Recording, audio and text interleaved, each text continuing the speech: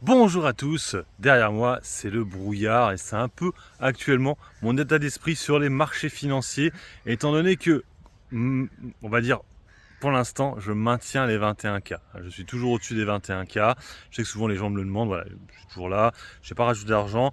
Le problème c'est que j'ai peur qu'à force je les casse. Alors, on a d'autres résultats la semaine prochaine qui me font peur. Déjà, j'ai du Rubis en portefeuille. Alors, j'ai pas une très grosse position, mais j'ai quand même du Rubis. On a les résultats, je crois, la semaine prochaine. J'ai du Stellantis, résultat la semaine prochaine aussi. Alors, peut-être que sur Stellantis, les résultats pourraient être achetés. C'est possible. On l'a vu par exemple avec Mercedes, qui a donné les mauvais résultats et c'est plutôt monté. Les résultats de Mercedes parce qu'il y a eu déjà du profit warning. Donc, les gens le savaient. Donc, c'est ça qui est cool avec les profit warning, c'est que les gens sont au courant. Ça va pas bien se passer. On l'a vu derrière moi avec Veralia.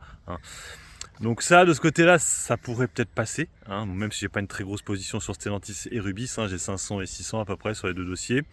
Le problème, il est que dans les dossiers que j'avais déjà avant, ça a été un peu cata. Alors autant Kering, ça va, je dis cata, ça va Kering, parce que Kering, vu les résultats, on aurait pu s'attendre à un effondrement, parce qu'ils ont fait un profit warning, mais elle est même plutôt montée, alors du coup, ouais, c'était pas trop mauvais, et je n'ai qu'une moins-value de 3% sur Kering. Moi, ce qui me fait peur, c'est que, alors, pas peur, mais on pourrait être sur 2025 encore pire. C'est ça le truc, quoi. C'est ça qui me fait un peu peur. Par contre, on pourrait avoir de la spéculation qui pourrait repartir pour la fin d'année. À part s'ils font un profit warning entre temps. Mais je pense pas parce qu'ils l'ont déjà fait. Ils ont dit que ça allait perdre quasiment 50%, alors qu'avant c'était 30%. Donc c'est un profit warning sur un Kering qui a été acheté, qui était un peu déguisé. Mais donc du coup, ou peut-être qu'ils ont fait exprès de dire 50% et que finalement ils les feront peut-être pas. Peut-être que ce sera peut-être mieux au quatrième trimestre. Et que du coup, mais rappelez-vous, les résultats sont donnés en année prochaine, 2025. Donc ce sera février, je crois, un truc comme ça. Donc, pour l'instant, je garde mes positions dans le luxe, même si je trouve que c'est peut-être pas très intelligent ce que je fais. Mais bon, je préfère garder pour l'instant. J'ai pas des grosses moins-values dessus. J'ai des 3-4%, ça va, c'est maintenable.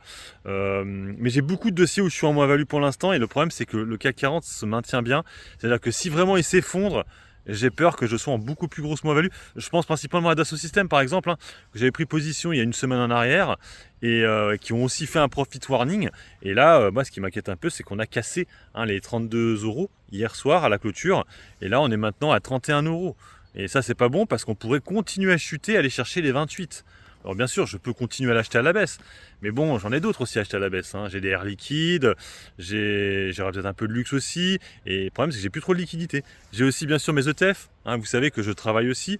Les deux ETF là, l'Inde, c'était pas bon, la semaine dernière, ça a beaucoup chuté.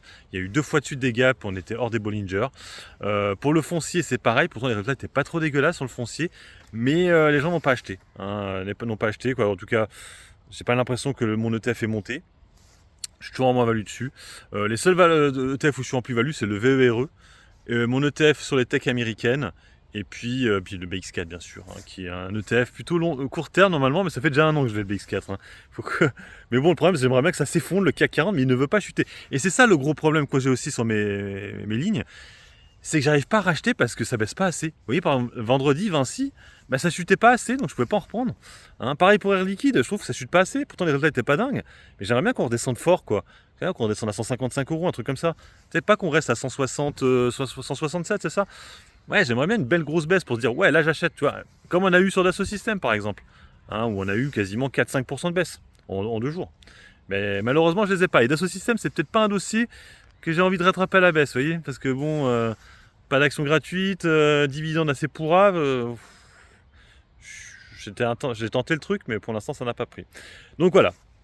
Je suis toujours à 21K, je vous le redis, mais c'est vrai que j'ai comme des gros doutes, et surtout qu'avec les élections américaines qui arrivent dans 2 semaines, j'ai peur que ça reparte en grosse baisse, et du coup derrière, ça pourrait piquer. Voilà, sur ce, moi je vous laisse, bon investissement à tous, et puis bon trade. Ciao, ciao.